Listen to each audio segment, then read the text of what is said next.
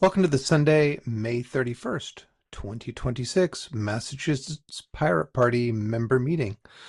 My name's James O'Keefe, resident of Somerville and chair of the party. I'm joined today by Steve and Joe. Please identify. Steve Revelak, Arlington, Massachusetts. Joseph Honorowski, Lowell, Mass. Thank you both. Just as a reminder to people viewing this, you too can be a pirate supporter or pirate member and join us for these meetings. The details are posted on the sidebar at masspirates.org. And so with that, we shall start this meeting. In terms of reports, we'll kind of get to some of it convention-wise, but sent out another email update to supporters about the upcoming conference, focusing on that. The Stop ShotSpotter Coalition had a fun get-together that had a lot of good folks and was a very fun event. So other than just planning for the conference and reading up on items in this agenda, I don't have any additional reports. And either of you have additional reports? Nope. All right. So with that, moving on. Okay. So in terms of, I moved the national conference from projects and settings to decisions and endorsements, since that is next week. And I wanted to put that kind of up on the agenda, higher up on the agenda. Joe says in the chat, nothing to report. So in terms of the national conference, which is June 6th and 7th, we have 9 registrants so far. And, the sign up page and the, conference page are listed there. So for the conference, we now have the schedule of the talks on Saturday, June 6th from 2 p.m. to 6 p.m. And namely what we discussed last time largely. So an advanced team will arrive to set up. If we need 15 minutes at the start to set up, otherwise, we'll just go into Mitch discussing his experiences in the Pirate Party, what the Pirate Party means to him, and where will pirates be in 20 years. This, after all, is our 20th anniversary of the United States Pirate Party. Hunter Rand will share what he has learned from his city council race. We'll have a 15-minute break. Then Rose Klein will discuss systems of pirate and anarchist organization and what we can learn from history. We will then go into the election of national party officers. And once that is over, and that may go beyond the hour we have allotted to it, Joe will then talk about his 2024 campaign for state representative. And finally, I'll wrap up with some tips on protecting your privacy. And if we need it at the end, we'll have a 15-minute teardown, though it probably won't take that long to tear down. So one thing I'm just going to step back on is in terms of events upcoming, we have the national conference, as I said, June 6th and 7th. On the 14th, we have a Somerville, Cambridge pirate meetup at Tate Bakery and Cafe on Harvard Square at 1288 Mass Ave, Cambridge. That is both a socialize with fellow pirates and organize Cambridge and Somerville. On the 20th, we have the 2026 Boxborough Fifers Day that we will be at. On the 19th, I haven't put it up yet, but we'll be at another Juneteenth event. We'll have a table at that. And also we'll have a table at Boxborough Fifers Day on the 20th. And the 21st is our members meeting, our next members meeting. And we don't have anything else on the agenda yet, though there's something in October that we're looking for people to help with, a crypto party that we're going to be helping, and we're going to be organizing for another conference. So if that's something that you're interested in, by all means, send us email info at masspirates.org, and we will hook you up. You know, we've got at least 3 people who are willing to help with that, so we could use more. And then just as a reminder, I'm going to try and get this out tonight. If not, excuse me, I'll get it out by Monday. But it is still possible to register for the 2026 U.S. Pirate Party Conference. We'd love to see you there. It's free. So with that, for planning, we have our fun Etherpad. So Steve and I met and we tested the AV setup. That worked. As I said, the schedule is now planned and posted. And the group that we have worked with in the past that has air purifiers to be borrowed for free said we can take 1 or 2 of them dependent upon our needs. So I will pick them up hopefully on the Friday before and then drop them back the Monday. Just working out those details. We do need to decide on the conference room layout. We also need to decide on the lunch location and then decide on the Sunday schedule. So in terms of the conference room layout, what do we want to lay it out? We can have tables and chairs, and various combinations thereof. How do we want it? And at one end there'll be a television that we can plug into and project things onto. Thoughts? Well, it's hard to offer an opinion about layouts when I haven't seen the room. But I think the basic idea of speaker at the front, and I mean we could do it one of 2 ways, and we need to see the room to make a determination, but that sort of the 2 options are people sitting around the table, which with 9 people is certainly possible, and or facing a front of the room kind of thing. If either of you have seen the room, you could probably have a more concrete idea, but otherwise I imagine we may play this by ear.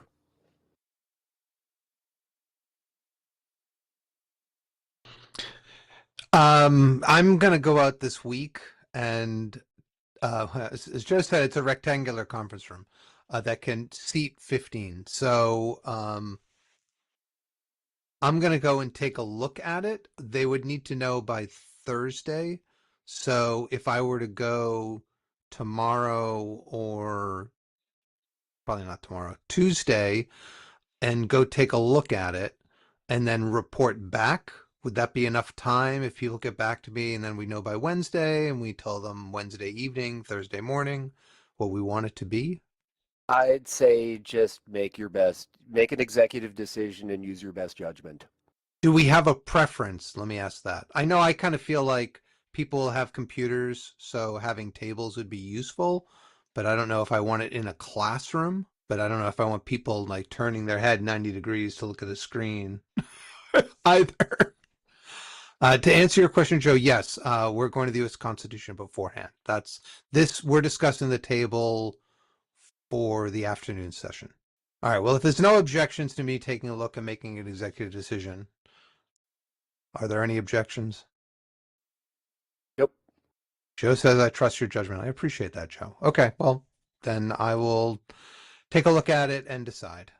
Okay, so next is the lunch location for Saturday and Sunday. So let's step back and look at the Sunday schedule, and then we can figure that out for Sunday as well. So morning of the people who have expressed an interest for the Sunday session, it's 2-1 in for the walk the Freedom Trail, and then the afternoon is 3-1 to visit the New England Aquarium. So I would say we should split the difference and do walk the Freedom Trail in the morning and then New England Aquarium in the afternoon. Does that, and then have lunch in between. I mean, we could, for a lunch location, we could meet up at the New England Aquarium, and just outside of that is Illegal Seafood, and that has a variety of fare. Has kids meals as well, if I recall correctly, and has that nautical theme, fish and all. Thoughts? So to answer your question, Joe, what about duck boats? At this point, as I said, it's 2-1 in favor of the Freedom Trail. So I would say there's Freedom Trail and duck boats then. And I will leave it to you to organize the duck boats. Does that sound good?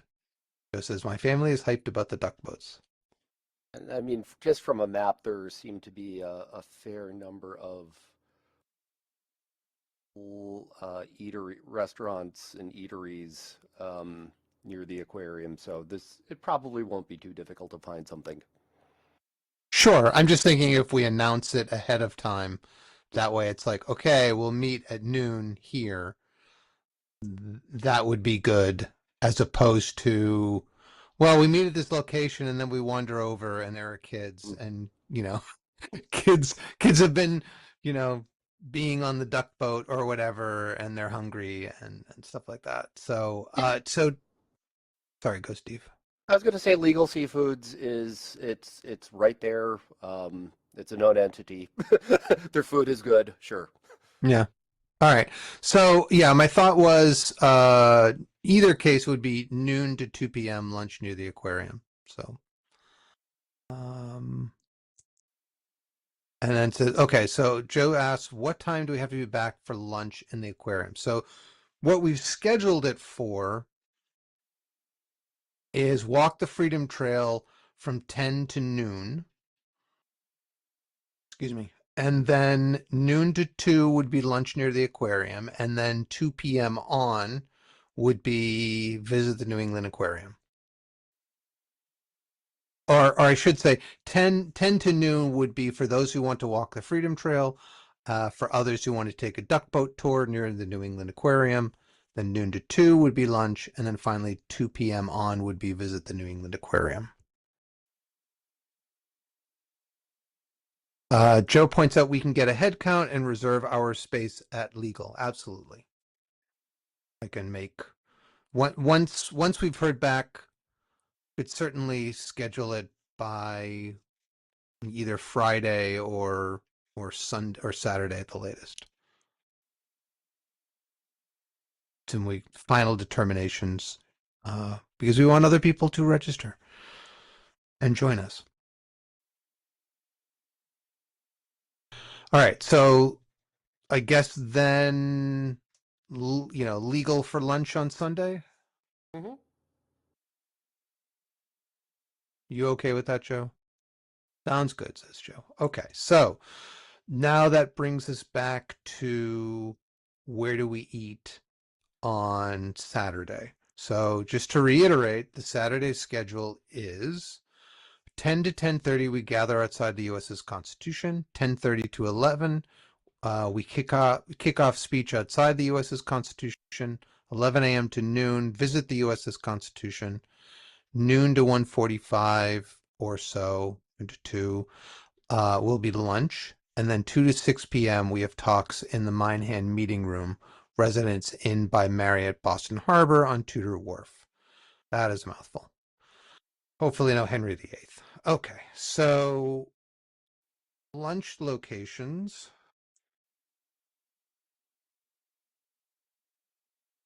Yeah, sorry. Anyhow, and then we look for. So in terms of, see, I seem to recall there used to be a restaurant somewhere in this area. And there's certainly this Blackmore Bar and Kitchen. I don't know about the bed and breakfast. Those are, yeah. And there's the Anchor, which is a beer garden. And that's not open on weekends. Maybe. Um, the nice thing about Blackmore Bar and Kitchen is it is close to where we will be for the conference. Oh, just as the Anchor. Okay.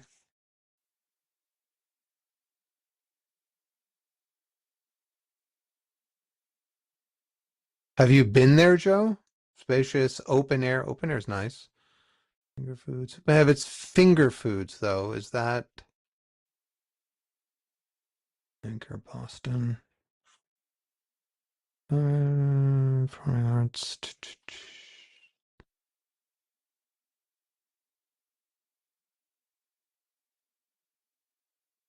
Menu. No menu. Okay. Uh. Okay. Joe says the Anchor is good. How is their menu, Joe?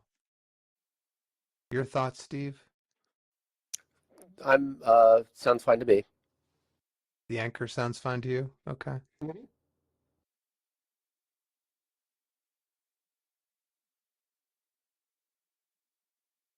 Cheap for Boston is good. Okay. Okay, well, so yay to the Anchor? All in favor? Yay.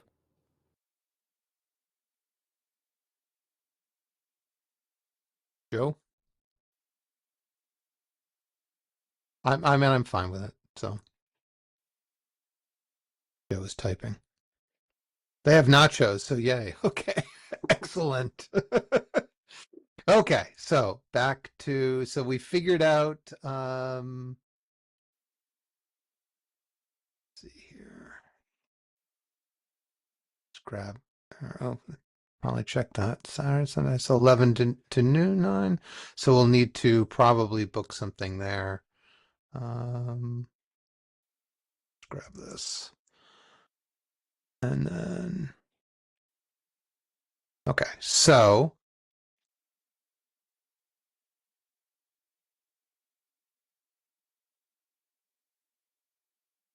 Saturday is the Anchor.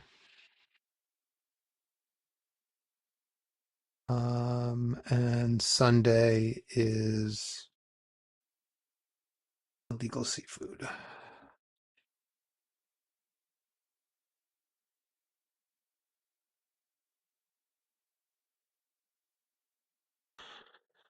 Okay, so we've locked so conference room layout. I'll review. Decide on the lunch. So Saturday will be at the Anchor. Okay, and then Legal Seafood by the Aquarium. The Sunday schedule will be Freedom Trail and Duck Boat in the morning. And afternoon will be New England Aquarium. And we got lunch. Okay, so I still haven't contacted the USS Constitution. I can do that tomorrow, unless Joe, you had a spare time to do that. He smiles, hoping he can.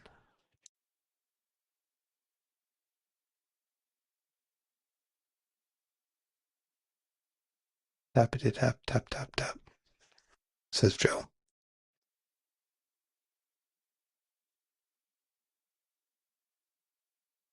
Okay. All right. Yeah, that's a good idea. I'll pop in when I go to the hotel.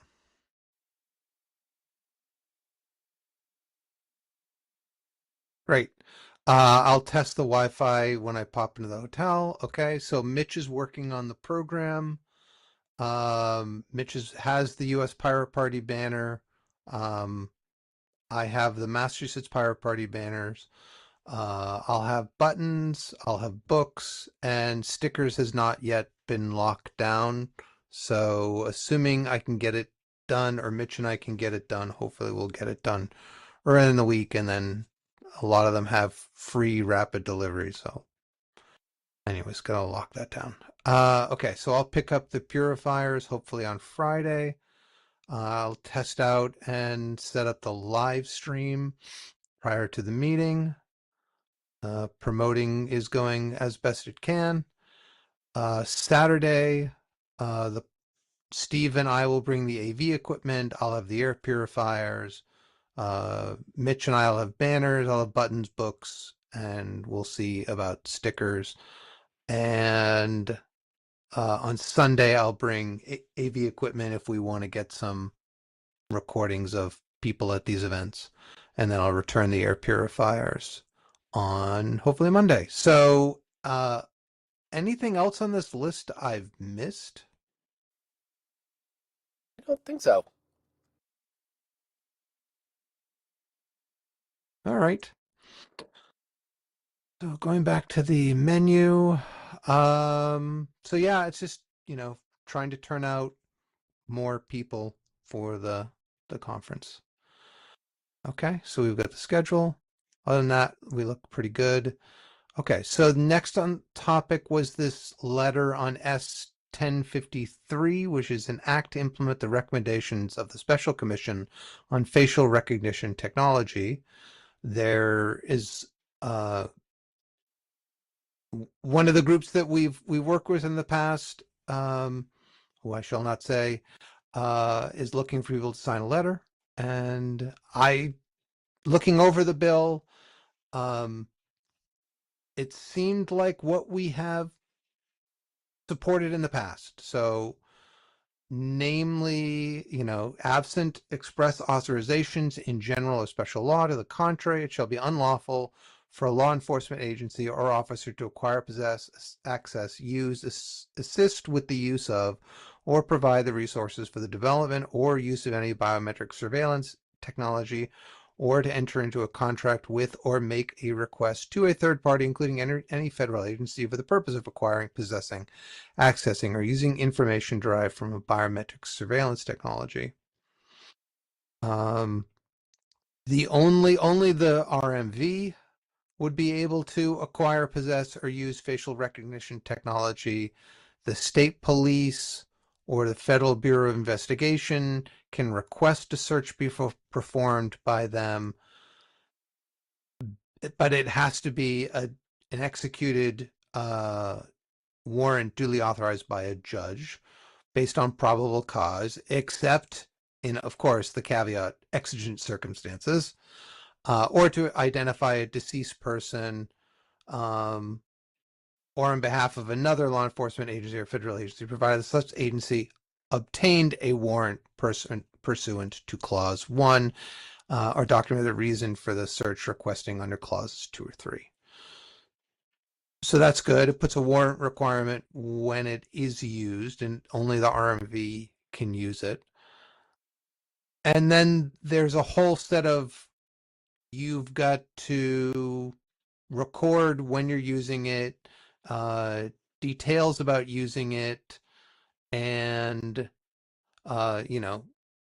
demographics about the people it is being used on, and that's all public record and has to be put up on a website once a year, and the data has to be gathered every 3 months. So what do you all, does that summarize it well enough? Yeah, I think so. Joe asks, what time are we arriving at the Constitution? And sounds reasonable. The Constitution, we're arriving between 10 and 10:30 on Saturday. So do we want to put our name to this? I'm in favor of it. Joe says me too. I3, so great. That issue is resolved. Okay, so I will notify them. I'll fill out the form and put our name on it. Okay, so the last item on the agenda, actually, just as an aside, before we get to this, So we don't have a meeting next Sunday because the whole conference. And the next meeting isn't scheduled till the 21st. Do we want to try and record Pirate News on the 14th? Yeah, I think so. Pull out my calendar and check. Okay. So there is a No Kings demonstration potentially on the 14th. But yeah, I think we could. Okay.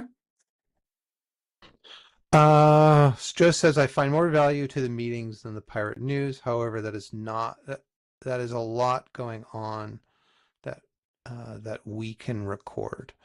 Yeah, in terms of I hate to say it, but in terms of yeah, we could just record the No Kings and post it to Pirate News. Um, let's do. I mean, we can always record stuff and post that. Why not both? So Steve, if you're willing to join me, I guess we could record Pirate News and then I like the idea of interviews. I think that's a good idea. And then for the rally, that is the Sunday, right? Or is that the Saturday? Steve, is it the 13th or 14th? 14th. Thank you. So yeah, I mean, if you're willing to record, Steve, we can do we could do that, or we could always we could attend the rally and do our own impromptu one. I don't know. We'll figure it out. We may be too tired if we, from being out there on the 14th. Okay. So, oh shoot. Oh, but I don't, yeah. There's the Somerville Cambridge meetup on the 14th. All right, well, let's see how that goes. Okay, so getting back to the Massachusetts Social Media Safety Act, Steve, would you be so kind as to give give your feedback and summary of it? Yeah, so the general gist I got was that um, the section 1 is definitions, and I'll skip that. Section 2 covers partially, default settings.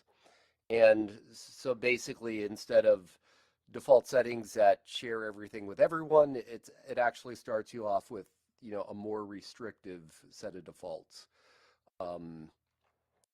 Like disabling geolocation, only share with friends, that sort of thing.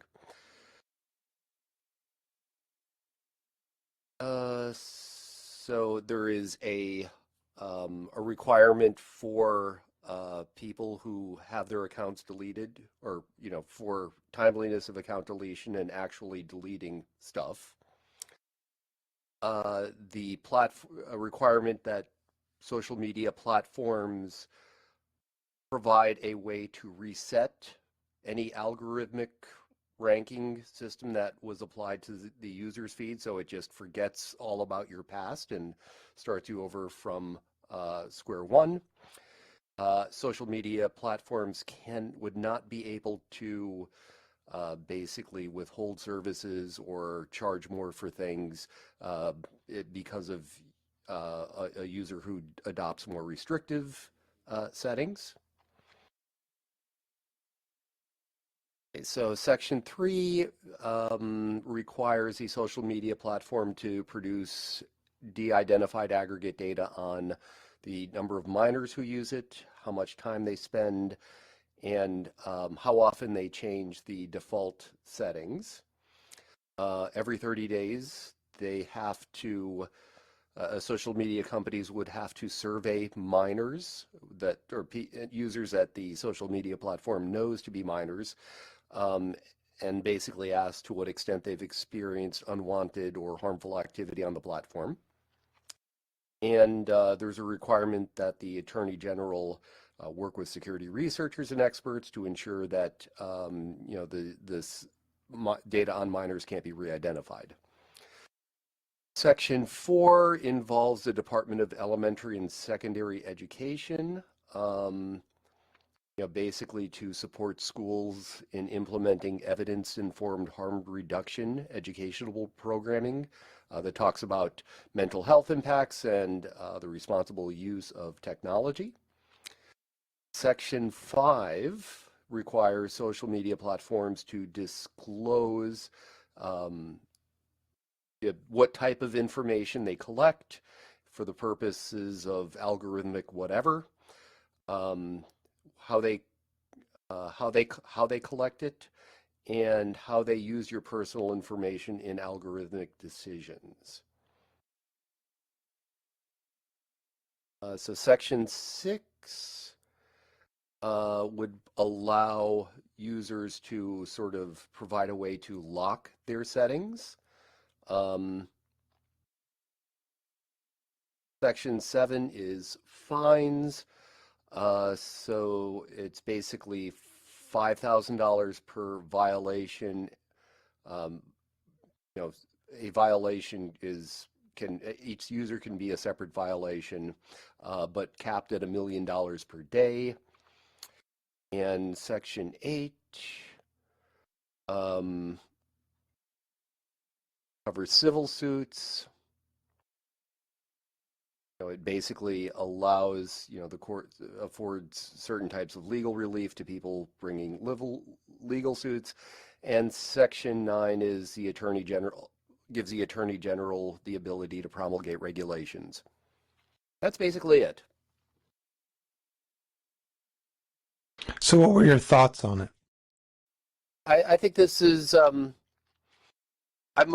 think the surveying kids every 30-day part is a little weird, but I'm not so weird. I'm thinking of the point of from the kid who's got to fill out this form every 30 days. But I'm not opposed to it. Overall, I like it.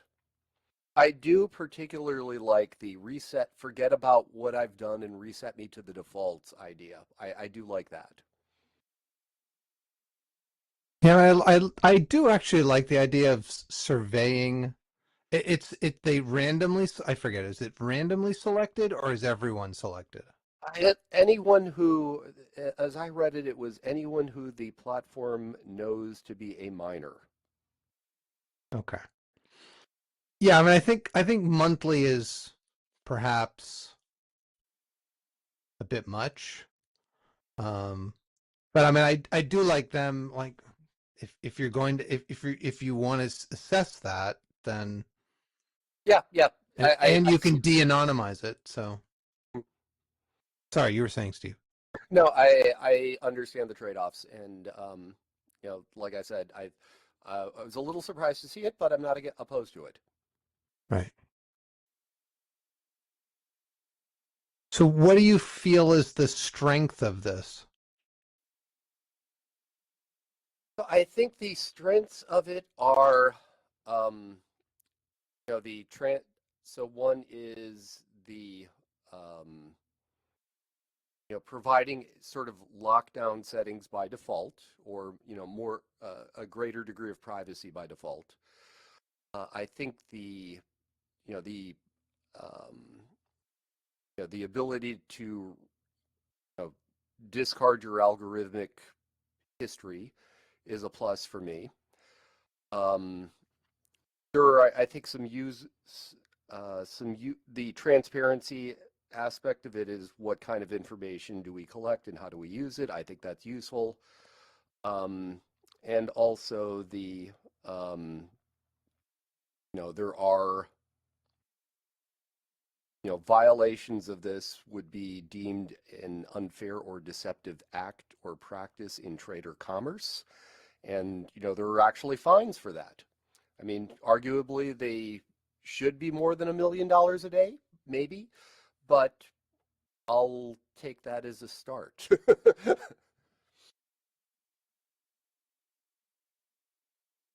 Thanks, Steve. Joe, your thoughts? And Joe does note some bigger companies such as Sony have already implemented stuff like this. It's just a matter of settings. it's good to know. It's good to know that some of these companies will do the right thing. What do you think is missing?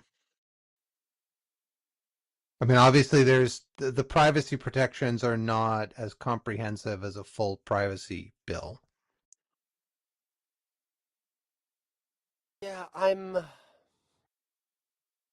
not sure. Nothing jumped out to me as missing uh, in the the first two reads. My first two reads. Right. All right. Joe asks, who do they report issues to oversight that is done right? So the legislation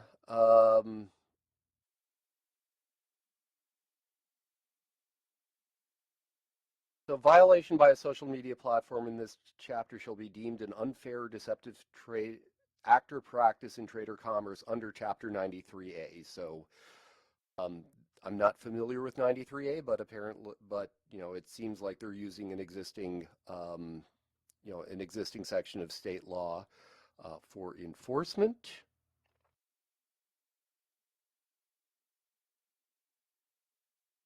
And it does allow civil action through Massachusetts district courts.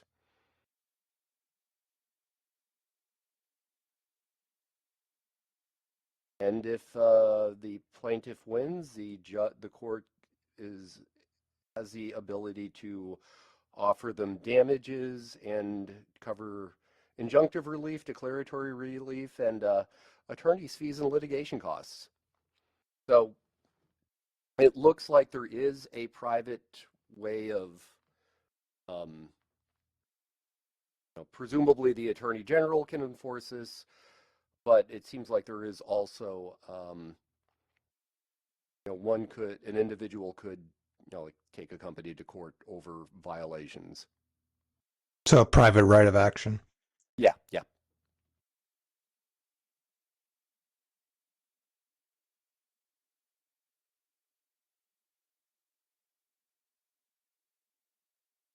All right. So what is your recommendation? Should we notify Fight for the Future that we support this, or are there any changes? From what you said, you don't think there's any changes that need to be added to this. Nothing jump. I'm sure there are changes to be added, but none of them are jumping out at me. Yeah, I understood. Understood. I would be in favor of endorsing. Okay. Joe asks, Joe notes basically more for the Attorney General's office, but who is the issuer of the fines? And support with requests that a department be added for oversight. So going back to the required section. So I guess, I mean, a violation, we'd have to look at chapter 93A. I don't know. Let's go look. Oh.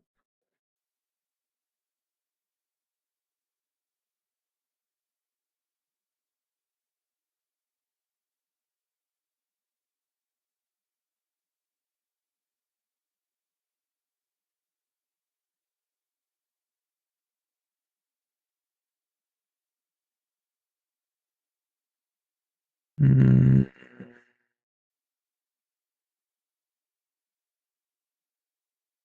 Okay, so Chapter 93A, Regulation of Business Practices for Consumers Protections, actions by Attorney General.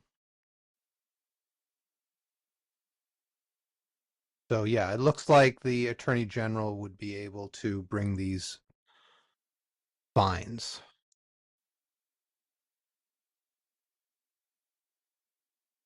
I'm not sure what you mean, Joe, when you say something akin to the department. Okay, so support with requests that a department be added for oversight, something akin to the Department of Insurance. There are a lot of social media companies, ... Well,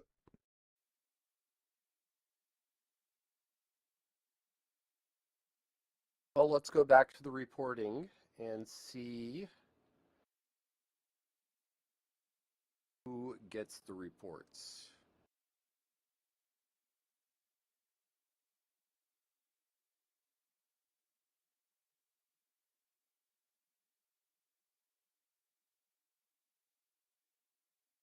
So it looks like the reporting goes to the Attorney General. Okay. That would be, I'm basing that off what I see in section 3C. Yep. Yeah. So it'd be, well, they say in consultation. Okay. Yeah. Yeah. Yeah, because you don't want it to be de-anonymized.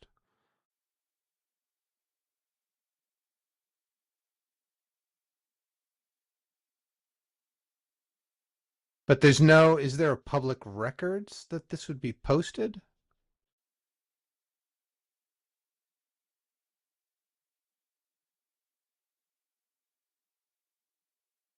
It requires the social media platform to clearly and conspicuously post de-identified aggregate data on minors' use of the platform, including such and such. Okay, and then the AG just makes sure that it can't be de-anonymized. Mm-hmm. Okay, so they post that. Thanks for that.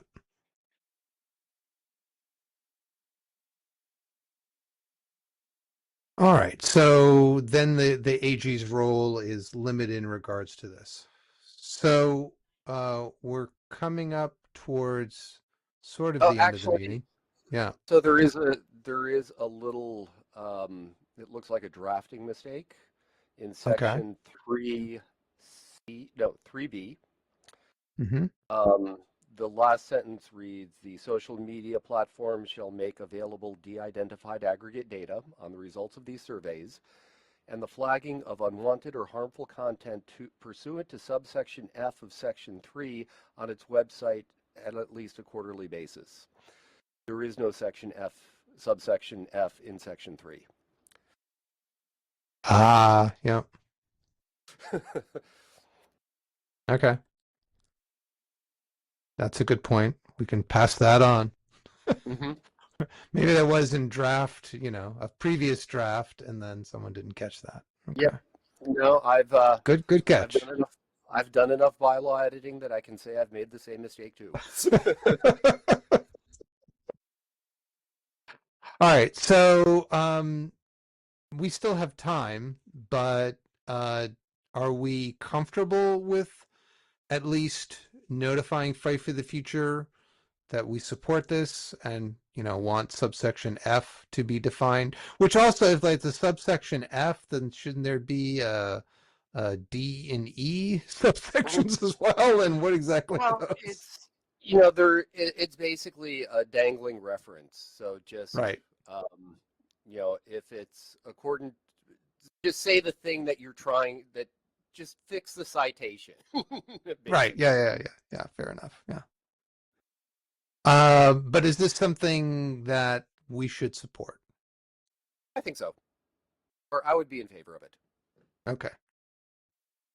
Joe supports it as well. All right. Well, we'll make it unanimous. I'll support it. Okay. So then I'll notify them that we support it. And also, by the way, they should fix the dangling reference. All right. Cool. Is there anything else for the meeting? Oh yeah. Any US Pirate Party issues? Joe's typing.